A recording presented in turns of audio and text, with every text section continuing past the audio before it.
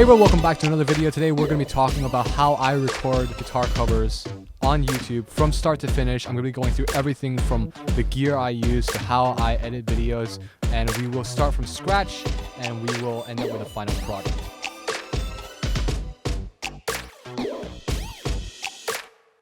Alright, so first things first, let's go through some of the gear that we're going to be using today. I use a Fender Player Stratocaster HSS.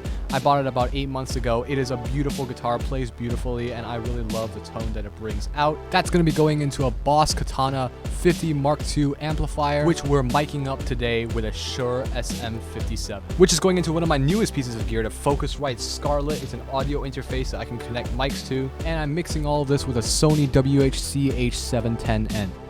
And for visuals, we are going to be using a Canon XA25 camcorder. It's what I use to shoot most of my things.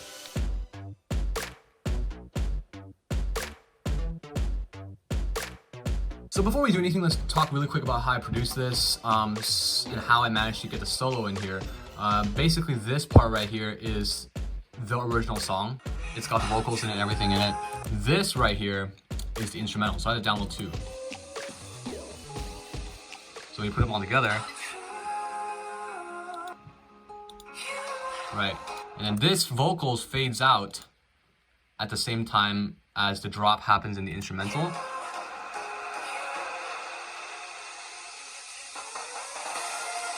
And basically you got an instrumental here, and then I come back with the chorus because I want it to all resolve a little bit. Right, and then this fades out. And then what happens is I have my solo here, so.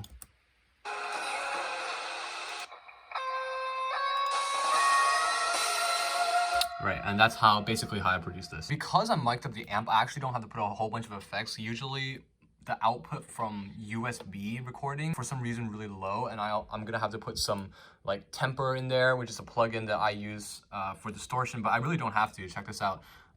This is the guitar that I got. And all I really did is add some reverb, and I should probably turn that down because it's looking pretty crazy right there. But as you can see, I'm getting some pretty good tone just by miking it up. I don't even really need to put any effects on it or whatsoever, and it goes pretty nicely with the rest of the song.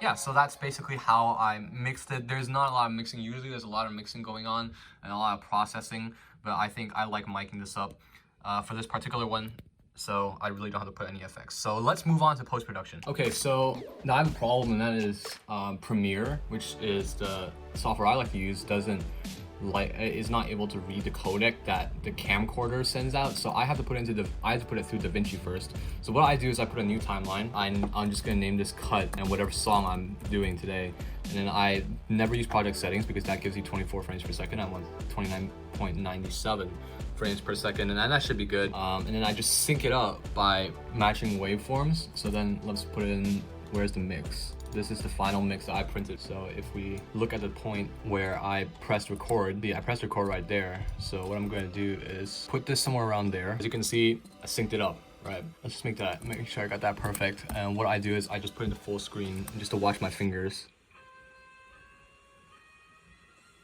And it looks pretty good. So then what I do is I just export that and I put it into Premiere. All right, so the thing is out from DaVinci. The reason why I go through DaVinci and then put it back into Premiere is because I want to grade in Premiere, and I like the grades in Premiere better. And what I do is I'm not going to go fully in depth here because that's probably a video for another day. Bars come in right there. See these two bars? It just makes it more cinematic. And and around there, I also want. And what I do is I also have three-way. Move that over there. Let's have some blue here as well. All right, so with the grade done, I export it out of Premiere and get it ready for uploading onto YouTube, which is what I'm going to do. By the time you see this video, you can check out the final cover. I'm gonna leave it in the description, in the end screen, and in the comment section. So go check that out. It is Butterfly by BTS, a guitar solo that I made. So if you wanna check the cover of that, go to my channel. And all links will be very available for you to see that video. But I hope you enjoyed this video. I hope it gave you some insight into how I record guitar covers. It's really fun. I've been doing it for the past 7 months, and It's all on my YouTube channel. Leave any song requests down below. This is actually the last video that's going to come out on a Monday. I've been uploading twice a week for those of you who don't know, but we're just going to go back to the 1 video a week schedule. It's been fun doing that all summer, but summer is coming to a close for me. So thank you for watching this video. Please subscribe to my channel if you find these videos helpful. I do guitar covers all the time. So if you like watching that, subscribe to my channel. But thank you for watching this video, and we will see you next time.